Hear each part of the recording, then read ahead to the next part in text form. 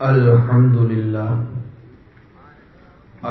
لله نحمده ونستعينه ونستغفره ونؤمن به ونتوكل عليه ونعوذ بالله من شرور أنفسنا ومن سيئات أعمالنا من يهده الله فلا مضل له ومن يضلله فلا هادي له ونشهد أن لا إله إلا الله وحده لا شريك له ونشهد أن محمدا عبده ورسوله بالهدى ودين الحق أرسله أما بعد فأعوذ بالله من الشيطان الرجيم بسم الله الرحمن الرحيم إن الله وملائكته يصلون على النبي يا أيها الذين آمنوا صلوا عليه وسلموا تسليما صلى الله على النبي الأمي وآله وأصحابه وبارك وسلم صلاة وسلاما عليك يا رسول الله وعلى آلك وأصحابك يا شفيعنا يوم الجزاء. معزز حضرات، قرآن مجید میں درود پاک پڑھنے کا جہاں حکم دیا گیا ہے، آیت درود جس کی میں نے تلاوت کی ہے، اللہ کا حکم ہے کہ ایمان والو نبی پر درود پڑھو، اور سلام کی بات آئی تو وسلموا تسلیما، خوب سلام پڑھو. بے شک.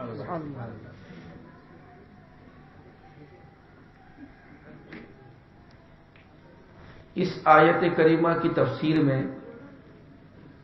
ہمارے بزرگوں نے فرمایا ہے کہ جتنی کثرت کے ساتھ میں ایمان والا درود پڑھتا ہے اتنا زیادہ وہ نبی کے بھی قریب ہوتا ہے اور اللہ کے بھی قریب ہوتا ہے. سبحان اللہ سبحان اللہ سبحان اللہ سبحان اللہ. حدیث پاک میں آیا ہے کہ اللہ تعالیٰ نے کچھ فرشتوں کو متعین کیا ہے، یہ ابو داؤد میں حدیث، سیاحین، وہ سیر کرتے رہتے ہیں اور دیکھتے ہیں کہ کہاں کس نے درود پڑھا. بس کسی نے درود پڑھا کہ فوراً لے جا کر اپنے آقا کی بارگاہ میں پیش کر دیتے ہیں، یا رسول اللہ فلاں جگہ، جیسے یہ برکٹ ہے آرمور، یا رسول اللہ آرمور میں برکٹ میں ایک آپ کا غلام ہے جس نے آج 3 بار 4 بار 5 بار جتنا بھی اس نے درود پڑھا ہے، اس غلام کا نام یہ، اس کے والد کا نام یہ، اس کے خاندان کا نام یہ، محلے کا نام یہ، سب عرض کر دیتے ہیں کہ اس نے اتنی مرتبہ آج آپ پر درود پڑھا ہے. سرکار اپنے غلاموں کے درود کو سن کر خوش ہوتے ہیں. اسی درود پاک کی فضیلت میں ہمارے بزرگوں نے فرمایا کہ حضرت سفیان ثوری یہ ایک محدث ہے. مسلمانوں، اسلام میں دین جاننے والے لوگوں کے الگ الگ پوسٹ ہے، الگ الگ عہدے ہیں. حافظ ہے، قاری ہے، مولوی ہے، عالم ہے، مفتی ہے، محدث ہے، مفسر ہے. تو ایسے ہی سفیان ثوری ایک محدث گزرے ہیں جو حدیث شریف روایت کرتے ہیں، سمیٹتے ہیں. بڑے بڑے علماء آ کر ان سے حدیث سنتے ہیں. اور محدث جو ہوتا ہے نا، وہ واقعہ بیان کرنے میں بہت باریکی نگاہ رکھتا ہے کہ میں نے کس سے سنا اور کسے بیان کر رہا ہوں اور کیا بیان کر رہا ہوں. بہت گہری نگاہ ہوتی ہے محدث کی. تو محدث سفیان ثوری رحمت اللہ تعالی علیہ نے ایک واقعہ بیان کیا. میں کعبے کا طواف کر رہا تھا اور طواف کرتے ہوئے میں نے دیکھا کہ میرے آگے آگے ایک نوجوان ہے، وہ بھی طواف کر رہا ہے. لیکن اس نوجوان کو میں دیکھ رہا ہوں کہ جب بھی کسی دعا کے پڑھنے کا موقع آتا ہے تو وہ درود ہی پڑھتا ہے. طواف شروع کرتے ہیں حجر اسود سے، استلام میں حجر اسود کی دعا الگ، رکن یمانی کی دعا الگ، رکن شامی کی دعا الگ، پہلے پھیرے میں الگ، دوسرے پھیرے میں الگ، तीसरे फेरे में अलग, लेकिन बड़ा अजीब नौजवान है और चेहरे मोहरे से तो लगता है कि इल्म वाला आदमी है, इसको तो दुआएं याद होनी चाहिए। इसके बावजूद वो सिर्फ दुरूद शरीफ पढ़ रहा है। हजर अस्वद के वक्त भी, रुकन यमानी के वक्त भी, पहले फेरे में भी, दूसरे फेरे में भी, तीसरे फेरे में भी दुरूद। तवाफ के 7 फेरे पूरे हुए, मेरे आगे आगे वो था तो मैंने उसके कंधे पर हाथ रखा, सलाम अलैकुम। वालेकुम सलाम। भाई आप कौन है, मैं आपसे पूछना चाहता हूं। कहा क्या पूछ रहे हैं आप? कहा आपके चेहरे से तो ऐसा लगता है कि पढ़े लिखे आदमी हैं आप, लेकिन ये क्या है कि आप सिर्फ दुरूद शरीफ पढ़ रहे हो? अगर आपको तवाफ की दुआएं याद नहीं है तो यहां मुझे भी तवाफ के बाद फुर्सत है और आपको भी फुर्सत है, आओ हम यहां बैठे, मैं तुम्हें हरम शरीफ के इस सहन में दुआएं सिखा दूं। और अगर दुआएं याद हैं, इसके बावजूद सिर्फ दुरूद शरीफ तुम पढ़ रहे हो, तो इसकी वजह क्या है, बताना पड़ेगा। नौजवान ने कहा कि हजरत दुआएं तो याद हैं, आपके भी चेहरे से बड़ा नूर लग रहा है, लेकिन आपने इतना ध्यान दिया, मेरी आपकी कोई जान पहचान नहीं, मैं आपको नहीं जानता, आप मुझे नहीं जानते, और इतनी तवज्जो कि मेरे आगे आगे कौन है, वो क्या कर रहा है, क्या पढ़ रहा है, आप हैं कौन, अपना तारुफ तो कराइए। आपने फरमाया कि मैं सुफियान सौरी हूं। अच्छा, वो मुहद्दिस सुफियान सौरी जिनके 2000 से ज्यादा शागिर्द हैं, 2000 शागिर्द जिनसे हदीस सुनते हैं, वो है आप, आपकी मजलिस में 2000 हदीस सुनने वाले बैठते हैं। तो आपने फरमाया कि हां, ये फकीर वही है जो हदीस का दर्स देता है। अरे वाह वाह वाह, हरम शरीफ में इतने बड़े आलिम दीन, हदीस जानने वाले इतने बड़े आलिम से मुलाकात हो गई, मेरी तो किस्मत है। आलिम का चेहरा, आलिम से मुलाकात बहुत बड़ी बात का, मैं बड़ी किस्मत वाला हूं। हजरत आप इतने बड़े आलिम हैं, आपने मुझसे पूछ लिया तो मैं आपको बता रहा हूं, क्योंकि मैं जो आपको बताऊंगा वो बात किसी अच्छे आदमी के पास जाएगी तो बात का असर भी होगा और मुझे भी उसका सवाब मिलेगा। मैं सिर्फ दुरूद शरीफ पढ़ रहा हूं, इसकी बहुत बड़ी वजह है। क्या वजह है? का बहुत बड़ी वजह है हजरत, आप मुझे देख रहे हैं, हज के लिए मैं आया हुआ हूं, तो मैं अकेला नहीं आया। घर से जब मैं निकला तो मेरे साथ मेरे वालिद भी थे। हम लोग गरीब हैं, बहुत मालदार नहीं हैं। मेरे वालिद की बड़ी तमन्ना थी, पूरी जिंदगी इसी में चली गई कि काश हज नसीब हो जाए, असन हज नसीब हो जाए, काबे का दीदार कर लूं, नबी पाक के रोजे का दीदार कर लूं, काबे का दीदार कर लूं, नबी पाक के रोजे का दीदार कर लूं। बड़ी दिल में तमन्ना थी। इसी तमन्ना में वालिद मेरे बूढ़े हो गए और बार बार कहते थे तो मुझसे रहा नहीं गया। सवारी का इंतजाम करने के लिए हमारे पास रकम नहीं थी। मैंने अपने घर से खाने पीने की कुछ चीजें समेटी, सफर में जिन चीजों की जरूरत पड़ती है वो सब अपने कंधे पर लादा और वालिद को की बारगाह में अर्ज की कि हजरत चलिए, हम पैदल ही चलते हैं हज करने के लिए, पैदल ही चलेंगे, पैदल ही हज करेंगे। घर से निकले, सर्दियों का मौसम, एक शहर से दूसरा शहर, दूसरे से तीसरा, अब शहरों के बीच में जंगल भी आते हैं। इत्तेफाक ऐसा हुआ कि हम लोग नए, रास्ता हमको पूरे तौर पर मालूम नहीं कि कैसा है, और यह भी मालूम नहीं कि अगला शहर कितनी दूरी पर है, अगला गांव कितनी दूरी पर है। हम निकल पड़े। रात की तन्हाई है, रास्ता सुनसान है, शबनम और ओस बहुत ज्यादा, सर्दियों का मौसम, और थोड़ी देर के बाद में तेज हवाएं चलने लगी। शबनम तो चली गई लेकिन बारिश की बूंदें आने लगी। हम लोग सफर में, ठंडक शिद्दत की, हम लोग सफर में। वालिद को पैदल लेकर चल रहा हूं। बूढ़े वालिद कब तक बर्दाश्त करते इस सर्दी को? बड़े बड़े जवानों से सर्दी बर्दाश्त नहीं होती। वालिद चल नहीं पा रहे थे। मैंने सोचा इस जंगल में जंगली दरिंदे हैं, सांप हैं, शेर हैं, रीछ है, अगर यहीं हम रुक जाएंगे तो रात में परेशानी हो जाएगी। कहां रुके? چلو کسی بھی طرح جنگل کو ہم پار کریں. تو والد کو میں نے کہا کہ حضرت لائیے آپ کا سامان. کندھے میں ایک طرف اپنا ساز و سامان, دوسری طرف والد کا ساز و سامان, اور بس اسی کے اوپر میں نے اپنے والد کو ایسے بٹھا لیا کہ ایک والد کا قدم میرے داہنے طرف اور ایک بائیں طرف, بس قدموں کا بوسہ لیتے چلے جاتا اور والد کا سفر طے کراتے چلے جاتا. والد کو بٹھا لیا کندھے پر. کچھ دیر کے بعد سردی میں اتنی شدت پیدا ہوئی کہ میں تو چل رہا تھا لیکن میرے والد کا بدن ٹھنڈا ہونے لگا, برداشت نہیں کر پا رہے تھے سردی. میں نے ہر چند چاہا کہ ان کو گرمی پہنچا دوں, لیکن ہم رک بھی نہیں سکتے تھے. اور تعجب کی بات تو یہ کہ آگ جلانے کے لیے میرے پاس میں چکماق وغیرہ کا انتظام بھی نہیں. اگر چکماق ہو جس سے آگ جلائی جائے, پتوں کو جلا کر گرمی پیدا کی جائے, وہ بھی انتظام نہیں. میں نے سوچا کوئی بستی مل جائے. دور دور تک اندھیرا,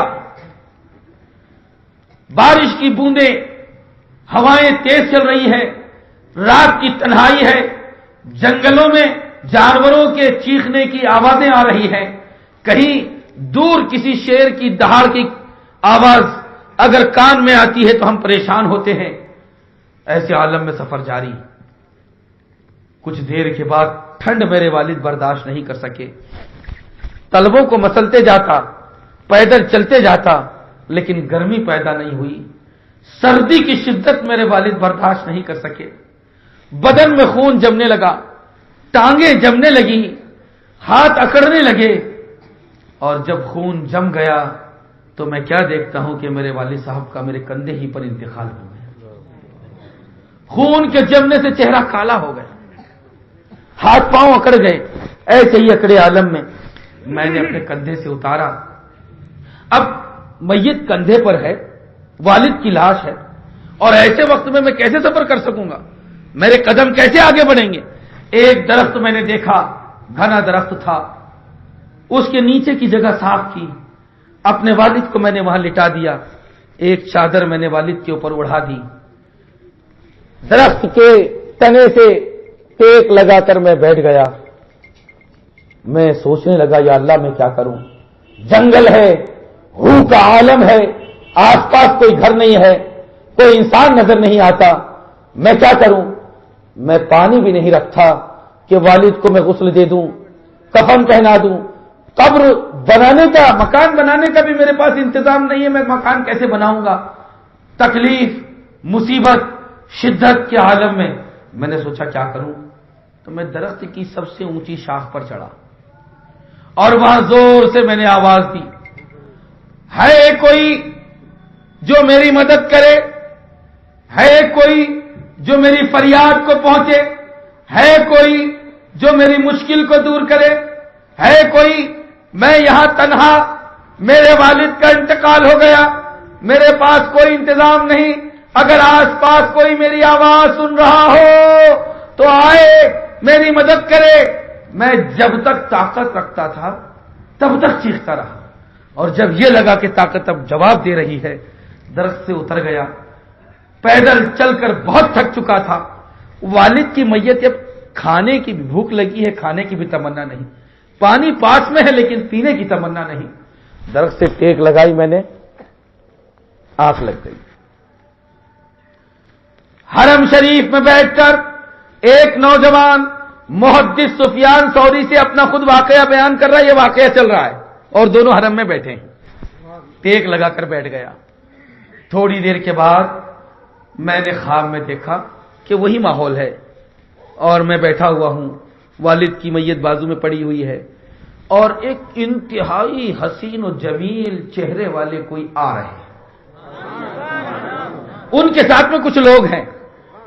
ان کو میں نے غور سے دیکھا تو ان کے پاس میں پانی کا انتظام ہے, کئی ڈول ہیں. دیکھا قبر بنانے کے لیے بھی کدال پاوڑے موجود ہیں. ایک کے ہاتھ میں دیکھا تو کفن بھی موجود ہے. جو آئے تو اتنے حسین, اتنے خوبصورت کہ میں نے اپنی زندگی میں اتنا خوبصورت کوئی انسان کبھی نہیں دیکھا. جب وہ قریب آئے تو اتنی پیاری خوشبو کہ ایسی خوشبو زندگی میں نے کبھی سونگھی ہی نہیں تھی۔ میں نے ان کو دیکھا تو اتنے اچھے کپڑے پہنے ہوئے تھے کہ اتنے اچھے کپڑے میں نے کبھی کسی کو دیکھے ہی نہیں۔ قریب آئے اور جیسے ہی تشریف لائے انہوں نے میرے والد کے بدن پر جو چادر تھی وہ اپنے ہاتھوں سے ہٹائی، اور میرے والد کی میت پڑی ہوئی ہے، اکڑی ہوئی ہے، چہرہ خون جمنے سے کالا ہو گیا ہے،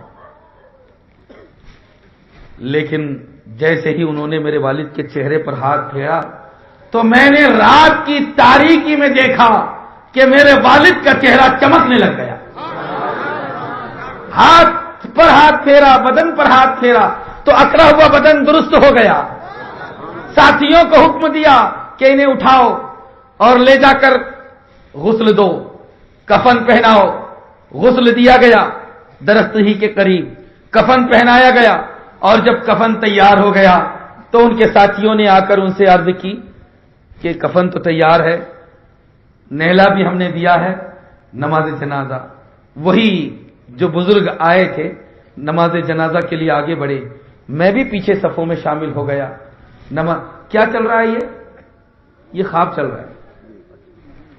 حرم شریف میں وہ خواب بیان کر رہے ہیں، حقیقت نہیں ہے، خواب بیان کر رہے ہیں کہ میں سویا تھا اور میں یہ خواب دیکھ رہا ہوں۔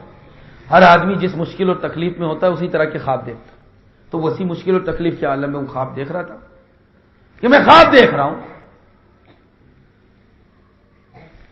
غسل دے دیا گیا، کفن پہنا دیا گیا، نماز جنازہ بھی ہو گئی۔ تب تک کچھ لوگوں نے قبر بنا دی تھی، قبر میں میرے والد کو لٹا دیا گیا، برگے لگا دیے گئے، مٹی ڈال دی گئی، دعا آنے والے بزرگ نے پڑھ دی۔ اب وہ جا رہے تھے، خواب ہی میں نے اچانک ان کا دامن پکڑ لیا۔ حضور آپ ہیں کون؟ آپ آئے، میں مشکل میں تھا، میں تکلیف میں تھا، کوئی مدد کرنے کے لیے نہیں آیا، کسی نے میری تکلیف کو دور نہیں کیا، کوئی میری فریاد کو نہیں سن رہا تھا، کوئی میری مشکل کو دور نہیں کر رہا تھا۔ آپ مشکل کشا کون؟ آپ فریاد رس کون؟ آپ مشکل اور تکلیف اور بلا کے موقع پر بلا کو دفع کرنے والے دافع البلا کون؟ نام تو بتا کر جائیے۔ خواب میں پوچھ رہا ہوں ان سے، تو انہوں نے مسکرا کر فرمایا، یوں مسکرائے کہ جان سی کلیوں میں پڑ گئی، یوں لب کشا ہوئے کہ گلستہ بنا دیا۔ مسکرا کر فرماتے ہیں، ارے تم نے پہچانا نہیں؟ انا نبی کا محمد صلی اللہ علیہ وسلم،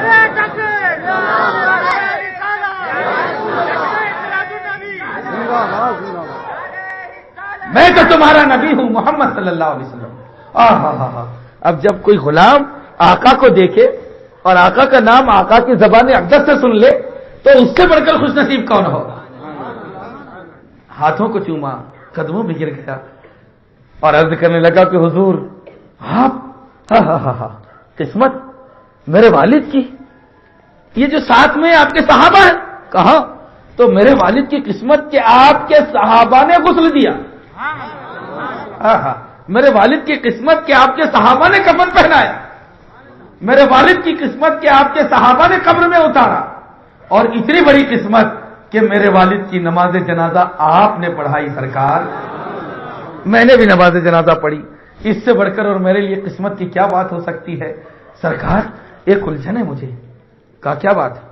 کہا میں اپنے والد کو اچھی طرح جانتا ہوں، میرے والد کو اتنے نیک تو نہیں تھے، اتنے اچھے آدمی تو نہیں تھے، اتنی پہنچی ہوئی ہستی تو نہیں تھی میرے والد کی کہ آپ تشریف لائیں، آپ نماز جنازہ پڑھائیں، صحابہ غسل دیں، صحابہ کفن پہنائیں، صحابہ ان کے لیے قبر بنائے، اتنی پہنچی ہوئی ہستی تو میرے والد کی نہیں تھی۔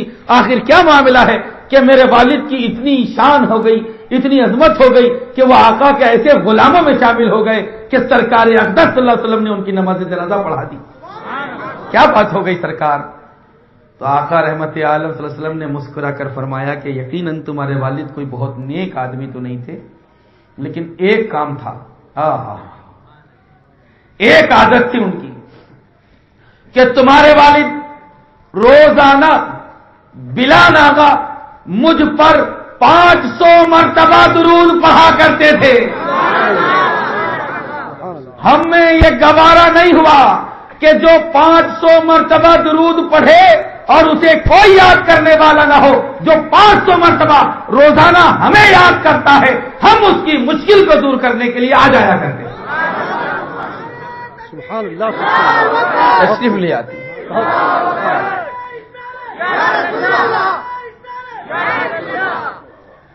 سبحان نبی پاک رحمت عالم نے فرمایا، اور پھر اس کے بعد سرکار تشریف لے گئے اور سرکار جا رہے ہیں، صحابہ جا رہے ہیں. میں آخر تک جہاں تک نور نظر آتا رہا میں دیکھتا رہا اور جیسے ہی وہ قافلہ نگاہوں سے اوجھل ہونے لگا تو اب میں خواب میں سوچ رہا ہوں یہ کیا بیان کر رہا ہے وہ. ہاں، حرم شریف میں بیٹھ کر خواب بیان کر رہے ہیں. اور کس کو بیان کر رہے ہیں؟ محدث سفیان ثوری کو. اور اس واقعے کو لکھا کس نے؟ تاریخ دان نے نہیں لکھا، اور تفسیر کی بہت سی غیر معتبر کتابیں انہوں نے نہیں لکھا، بلکہ کس نے لکھا؟ محدث سفیان ثوری نے. کیونکہ محدثین جب واقعہ بیان کریں گے تو اچھی طرح چھان پھٹک کر کریں گے. محدث سفیان ثوری کے سامنے بیان کر رہا ہے اور انہوں نے لکھا ہے کہ جب چلے گئے اوجل ہو گئے آقا میری نگاہوں سے، تو اب میں خواب میں سوچ رہا ہوں کہ اللہ اب تو ہو گیا یہ خواب، میں تو سو رہا ہوں، اب اٹھنا چاہیے، دیکھنا چاہیے، کچھ والد کے لیے کرنا چاہیے، یہ تو خواب تھا. اب جیسے میری آنکھ کھلی تو میں بازو میں بغل میں دیکھتا ہوں کہ جہاں میں نے اپنے والد کو پہلے لٹا کر چادر اڑا دی تھی تو وہاں والد کی میت ہی نہیں. گھبرا گیا میں، یا اللہ یہ کیا ہوا؟ کیونکہ وہ خواب دیکھ رہے تھے نا. تو اب یہ کیا ہوا؟ کہیں کوئی درندہ تو نہیں لے گیا؟ جیسے ہی میں اٹھنے لگا تو اچانک مجھے وہاں کی فضاؤں میں وہ خوشبو جاگتے ہوئے محسوس ہوئی جو خوشبو میں نے خواب میں سونگھی تھی. میرے ذہن کے دریچے کھلنے لگے تو میں نے دیکھا کہ خواب میں میرے والد کو، بھئی خواب میں خوشبو سونگھی، جاگتے میں موجود ہے، پہلے نہیں تھی، خواب کے بعد ابھی وہ خوشبو موجود ہے. پھر میں نے دیکھا کہ میرے والد کو کہاں نہلایا گیا تھا، درخت کے پیچھے جا کر دیکھا تو جہاں خواب میں میرے والد کو نہلایا گیا تھا وہاں کی مٹی نم اور وہاں ابھی تک پانی موجود تھا. اور جہاں خواب میں قبر بنائی گئی تھی جب میں نے قبر کو جا کر دیکھا تو واقعی میرے والد کی قبر بنی ہوئی تھی. فوراً قبر کو دیکھا، میں نے آقا پر درود پڑھا اور اس کے بعد یقین کر لیا کہ نبی پاک رحمت عالم اگر کسی غلام کے خواب میں آئے تو وہ خواب نہیں ہوتا، ہزاروں حقیقتیں اس خواب پر قربان ہوتی. سرکار خواب میں آئے. سبحان اللہ سبحان اللہ.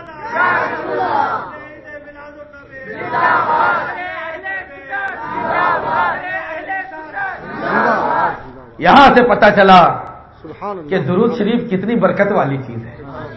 مسلمانوں کثرت سے درود پڑھو، جتنا کثرت سے ہو سکے درود پڑھو.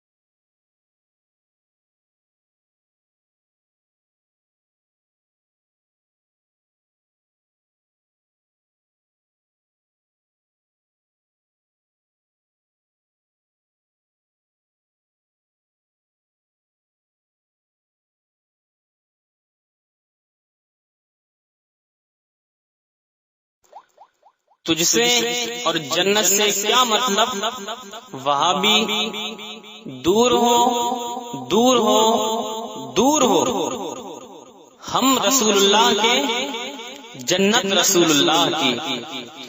حضرات آپ سن رہے ہیں Rizvi network international Islamic website. یہاں صرف مسلک اعلی حضرت اور حضور تاج الشریعہ کو ماننے والے علماء کرام و شورائے اسلام کی نعت پاک اور عقائد کو سنوارنے والی تقاریر اپلوڈ کی جاتی ہے۔ خیال رہے کہ یہاں پر کسی بھی جاندار کی تصویر اور ویڈیو اپلوڈ نہیں کی جاتی۔ آپ حضرات اپنے یہاں کے کانفرنس جلسے کی ریکارڈنگ یہاں اپلوڈ کروا سکتے ہیں۔ اپلوڈ کروانے کے لیے ان سے رابطہ کریں۔ الحاج شیخ سجاد حسین رضوی، واٹس ایپ نمبر 787857444116۔